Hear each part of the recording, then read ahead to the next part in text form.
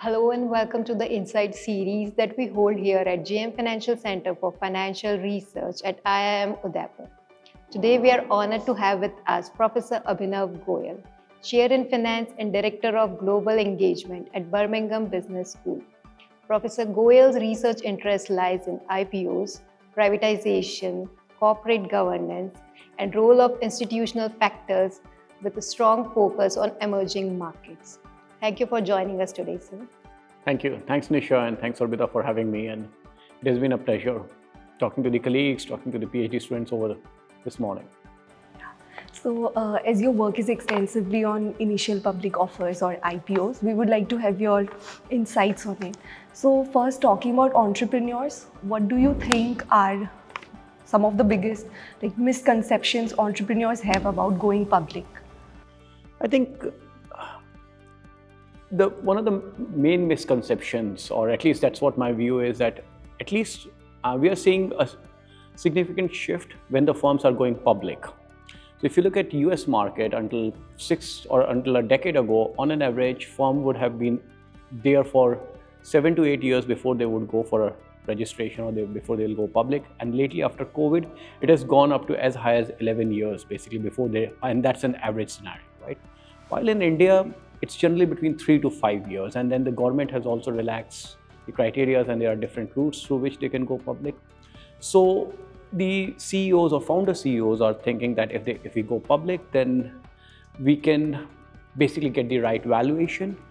They are heavily reliant on investment banks for the valuation process, which basically does not give them they do not have the right motivation of why they are going public, right? Because based on the research, we have already seen that there are other ways to raise money before the firm or before the managers or before the CEO or the owner decides to sell the equity to raise funds. And if you're just using it to get the valuation from the market, then market valuation then you are also making yourselves highly susceptible to any fluctuation that can happen in the market to have a direct effect on your valuation. You have to be really careful that what is your motivation and do not rush to go public. The classic example is look at what Elon Musk has done. Okay, leaving Tesla aside, his SpaceX still not public, right? So, and it's worth close to $1 trillion, and this is one of the most successful startups basically. And then there are a whole bunch of other startups in US which are reaching more than 100 billion valuation and still haven't gone public, because you can easily innovate, you can grow without going through that public and regulatory scrutiny. Because a lot of managers and CEOs do not understand the importance or the burden of regulatory interventions and regulatory compliance they will have to meet once they go public. And this all gradually takes toll.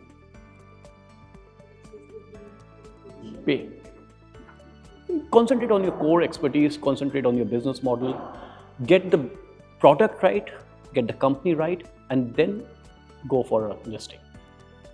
Yeah. So, next, talking about IPO markets in emerging economies, what are some of the big challenges that such economies face, and how can policymakers address these issues? See, the whole idea of raising capital or raising funds through IPOs or in equity market is basically asking others, and not a small pool when you are borrowing money through bonds or through debt basically, where you are basically dealing with banks or a handful of institutional investors. You have to deal with a much wider investor base, and you have to make them feel safe that if you give your money, over time we are going to give you more than what you're investing, right? If you can get a 7-8% return, you can easily get that on a fixed deposit. So why are they going to take the risk?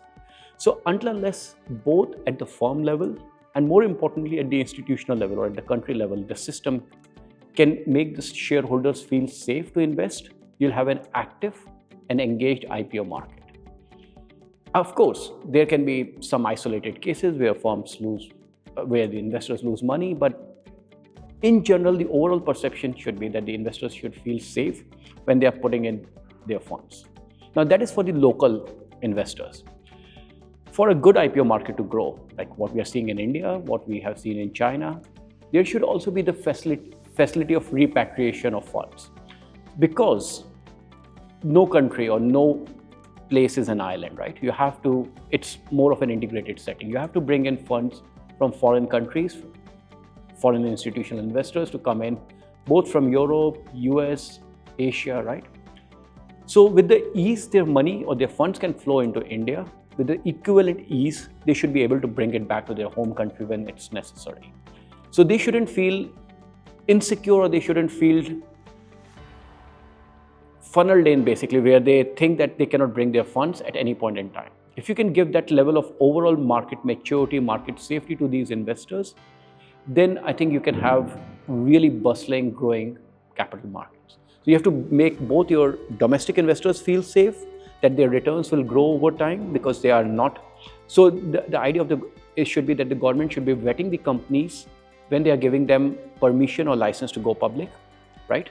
They should only the proper, successful or robust firms should be entitled to have an IPO, which have got a good business model and a potential to grow.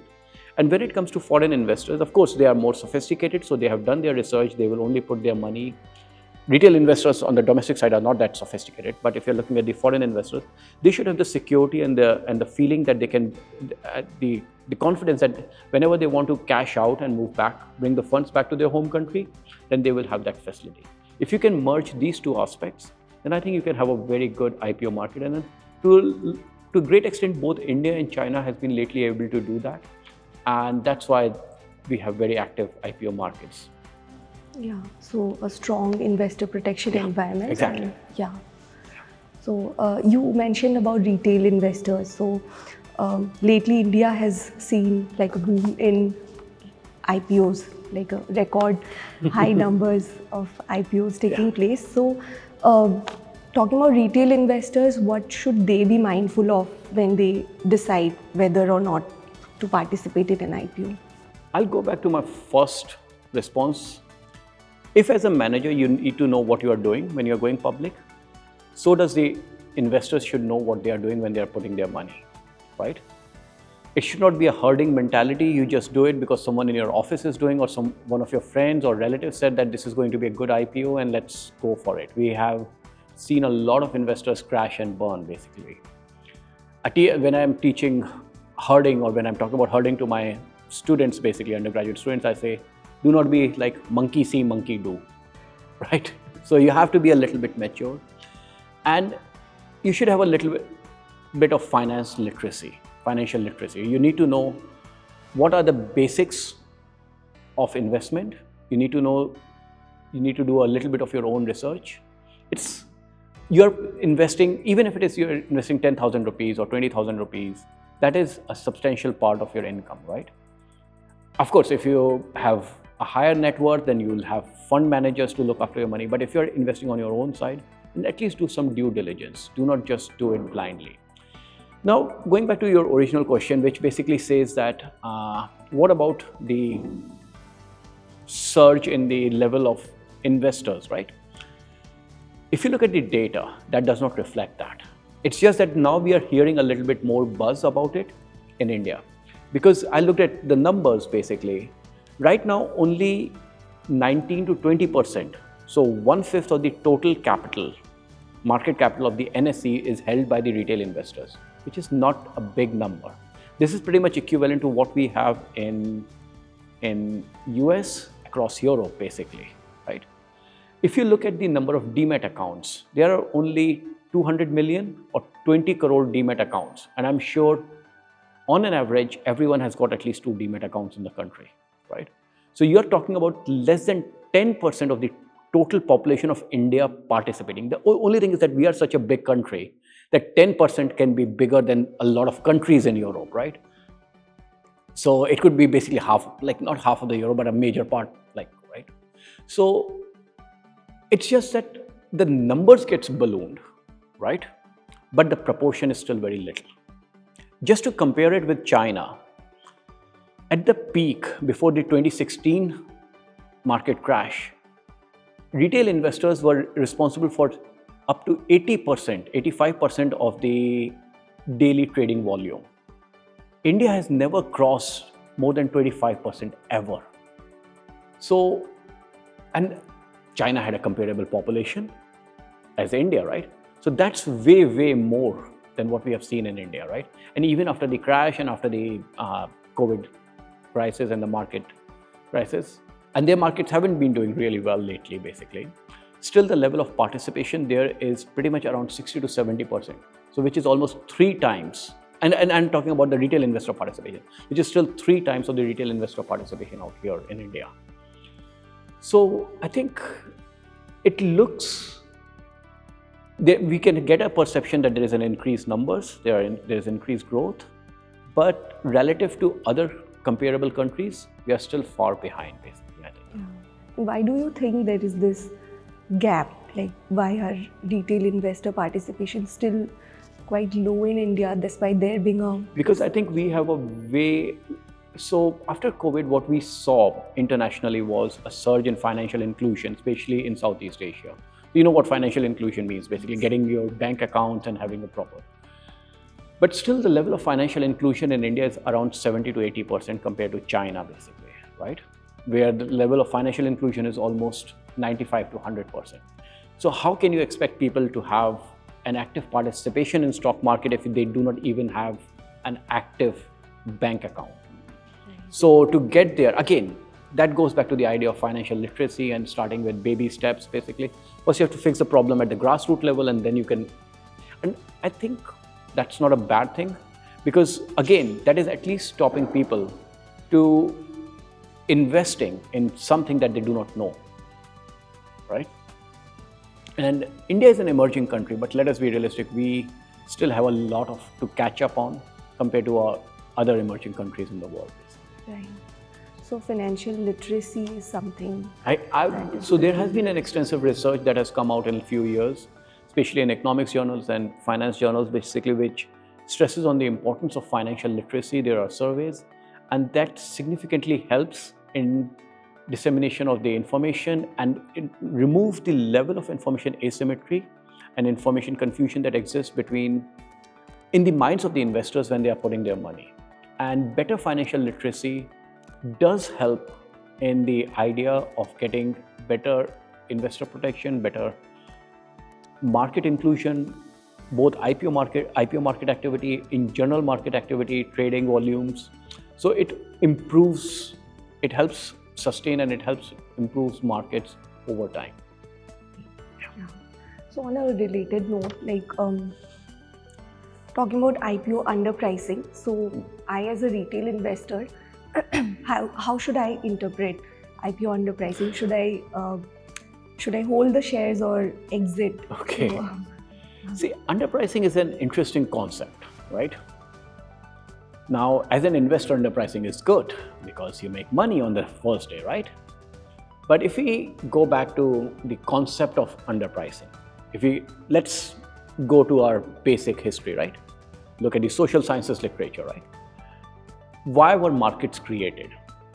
They were created for the betterment of the society, to provide firms with the growth opportunities, right? So underpricing is not good for the firm. If you are making $20 on the day of listing or 20 rupees on the day of listing, firm is losing that money because their stock was not priced appropriately, right?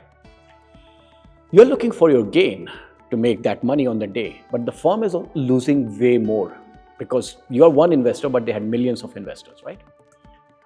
Ideally, literature, finance literature says, and then we have finance and economics literature says that underpricing is not good. Because if the firm lost on that 20 million, hypothetically, right? And they raised 100 million. So they did not lose on 20 million, they lost almost 16 to 17% of the additional capital they could have raised. They could have raised that money, they could have invested in positive projects, positive NPV projects. They could have helped the firm to grow, they could have paid off their debts. And over time, they could be more successful, or they could be more innovative than what they would be with the current level of funds. So you're basically sacrificing a long-term gain for a short-term profit, right? So you have a better growth firm, it increases productivity, contributes to the GDP, increases employment. So overall, underpricing is not considered good from the firm's perspective. Of course, firms do underprice for different reasons, but lately what we have started seeing is that good firms, solid firms which stay back, which give themselves enough time to grow, to mature, underprice way less than younger firms who try to rush to the market. Right. So this goes back to your first answer that patience Does and help basically. yeah, confidence. Because again, the firm is losing money, right? Right. Exactly.